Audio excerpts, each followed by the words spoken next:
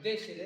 ಹೀಗಾಗಿ ಮಳೆಗಾಲ ಇರೋದ್ರಿಂದ ಅಲ್ಲಿ ಯಾವುದೇ ಗುಡಿ ಇರಲಿ, ಅಲ್ಲಿ ಅದ್ರಾಗೂ ವ್ಯವಸ್ಥೆ ಎಲ್ಲ ಊರುಗಳಲ್ಲಿ ಇರ್ತದೆ. ಆ ವ್ಯವಸ್ಥೆ ತಾವು ಅದಕ್ಕೆ ಯಾವ ರೀತಿ ಮಾಡಬೇಕೇನು ಅಂತಕ್ಕಂಥದ್ದು ತಾವೆಲ್ಲ ತಿಳಿಸ್ಬೇಕು.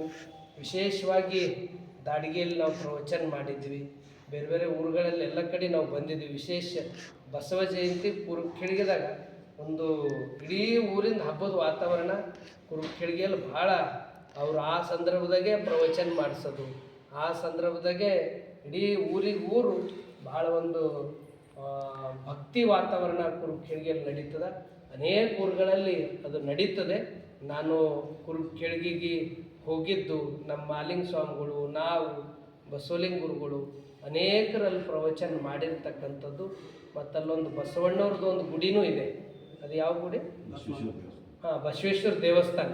ಭಾಳ ಹಳೆಯ ಒಂದು ದೇವಾಲಯ. ಅಲ್ಲಿ ಭಾಳ ಭಕ್ತಿ ಶ್ರದ್ಧೆಯಿಂದ ಜನ ಭಾಳ ನಡ್ಕೋತಾರೆ.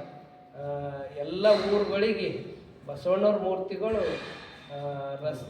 ಆ ಒಂದು ಸರ್ಕಲ್ ಇದು ಮಾಡ್ಲತ್ತಾರ. ಕುರುಕ್ಷೇಳಿಗೆಯಲ್ಲೂ ಪ್ರತಿ ವರ್ಷ ಚಲೋ ಆಗ್ಲತ್ತ. ಅಲ್ಲಿ ರೋಡಿಗೆ ಮುಂದೆ ಬರ್ತಕ್ಕಂಥ ಇದರಲ್ಲಿ ಅದು ಪಂಚಾಯತ್ ಮೂಲಕ ಅನುಮತಿ ತಗೊಂಡು ಸರ್ಕಾರ ನಿಯಮಾನುಸಾರವಾಗಿ ಅಲ್ಲಿ ಬಸವಣ್ಣವ್ರ ಮೂರ್ತಿ ಆಗಬೇಕು. ಆ ನಿಟ್ಟಿನಲ್ಲಿ ಮುಂದಿನ ಇದರಲ್ಲಿ ನೀವು ವಿಚಾರ ಮಾಡಿರಿ ಅಂತಕ್ಕಂಥ ಮಾತನ್ನು ತಿಳಿಸಿ ತಮ್ಮ ಸಲಹೆ ಸೂಚನೆಗಳನ್ನು ಕೊಡಬೇಕು. ಎಲ್ಲರಿಗೂ ಶರಣು ಶರಣ.